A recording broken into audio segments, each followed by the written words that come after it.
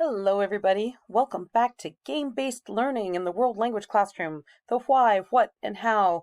We are on section 3 of my book, The How, where I'm showing you concrete games that I use in the class to help students work on skills.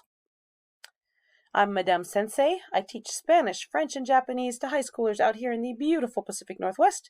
If you want to talk to me about these games, help me tweak the games, help me invent new games, I can be found on the Duolingo Educators Network, which I'll be talking about quite a lot today. The Minecraft Education Ambassadors, Minecraft Teachers Lounge also. I'm now on the Roxem Facebook group. They just started that, and I can be reached at studio-nemo.com. I love to collaborate with people, so please reach out to me.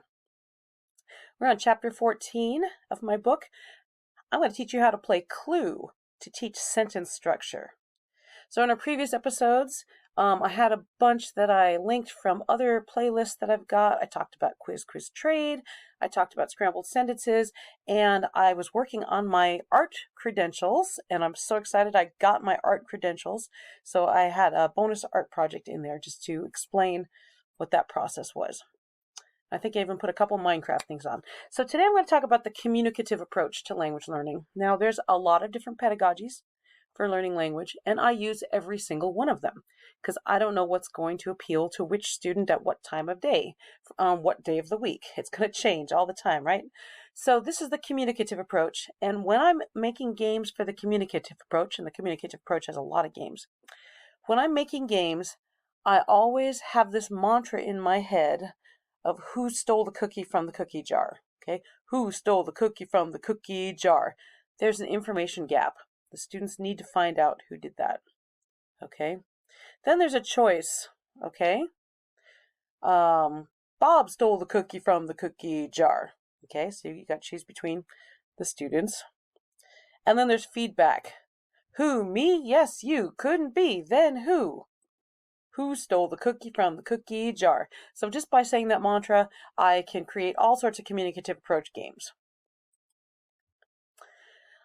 Clue, the game of Clue, fits extremely well with this communicative approach. And I should also say Clue is called Cluedo for those of you in Europe, okay? In the communicative approach, there's an information gap. Who did it? Where did they do it? With what? There's a choice. And in this skin, this is Clue-o-Lingo, okay?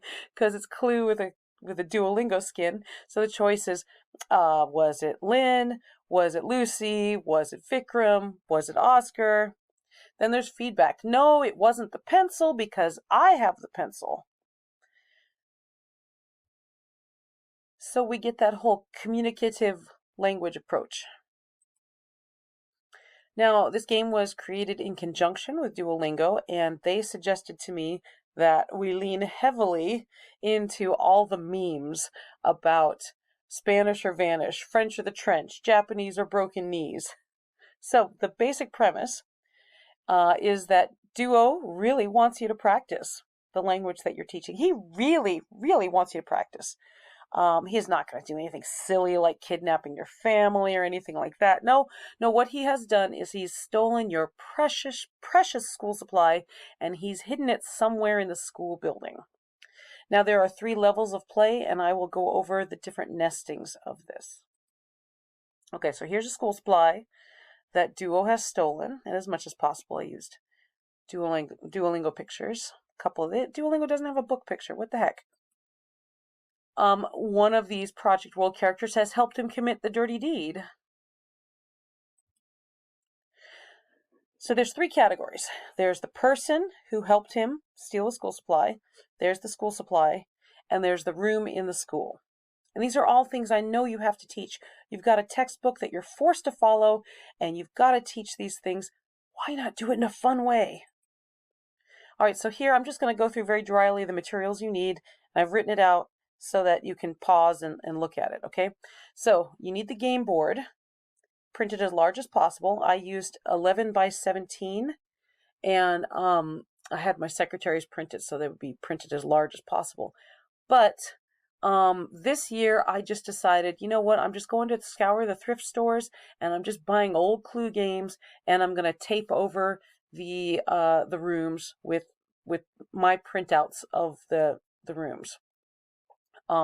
Since I teach 3 languages, I actually put Velcro on the cardstock and Velcro on the board so that I can swap out the rooms for the other classes. You need a die, okay? That's singular for dice, but my students are all like, oh, that's what Duolingo is going to do to you. Okay, you need the cards, print them on cardstock. Sometimes it's just too much work for me to cut the stuff out on my own. So I print them out on cardstock and I give the students the cards and the scissors and I say, as soon as you cut them out neatly, we can play the game. Okay, because it's 5 minutes of my students doing it, so I lose 5 minutes of class time for the first class of the day. But otherwise I'd be in the workroom for a half an hour doing it or 45 minutes doing it. And then process of elimination sheets, and I'll show you what that looks like. Okay, I just print those on regular paper and I cut them in half. And since this game has several levels, I print the process of elimination sheets on different colors of paper so I don't get them mixed up. And I can say, you guys are advanced, you get the yellow paper. And then every player needs a pencil. Everything else can be off the desk. I write whatever sentence frames I need on the board, and I give my students a handout with the sentence frames. Okay, now let me say again, sentence frames are a good thing. Your students are not cheating if they use the sentence frames. This is called scaffolding. This is called differentiation, and when you're filling out your evaluations at the end of the year, you are going to be distinguished level because you differentiate for all your students in a very painless way. Okay, students who are high flyers, they're not going to look at this. It's just your struggling students. They're going to have to look up and say, tu as blank, un stylo, okay? So write the sentence frames in your target language and have it there for the students. The students will self-select to look at it. So possibilities, students are going to need to say, do you have? They're going to need to say, I don't have. They're going to need to say, I have. They're going to need to say, I think that Bob has the pencil in the music room, whatever.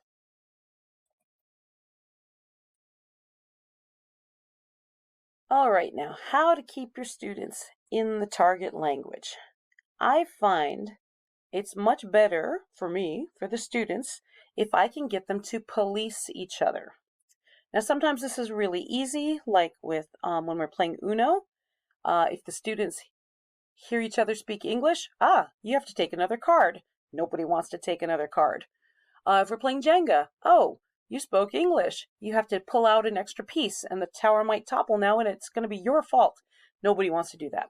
So as much as possible, I try to have the students police each other. And what I started this year that's working really well is I give each table group the power to choose their rules.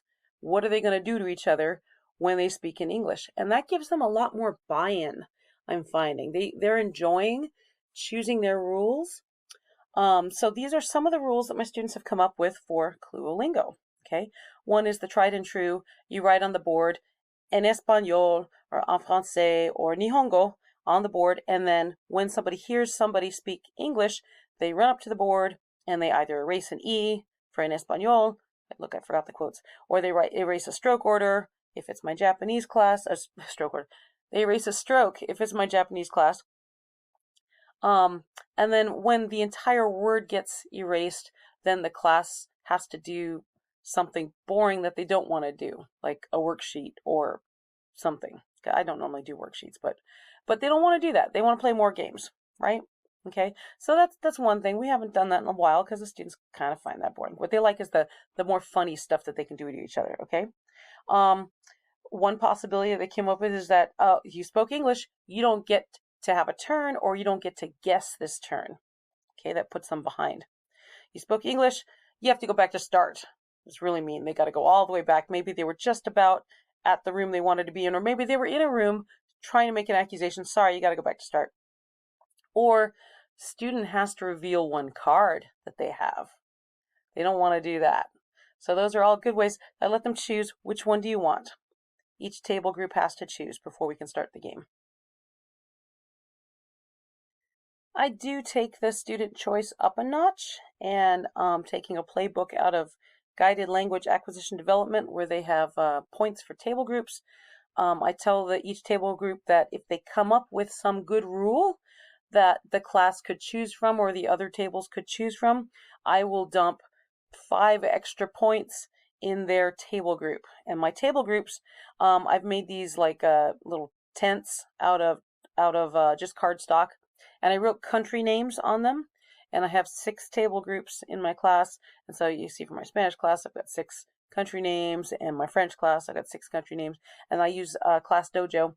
Japanese class, I use prefectures, but that way I can put points. I just pretended for Class Dojo, I just pretended like each table was a student. That's how I put it in. That's what I'm trying to say.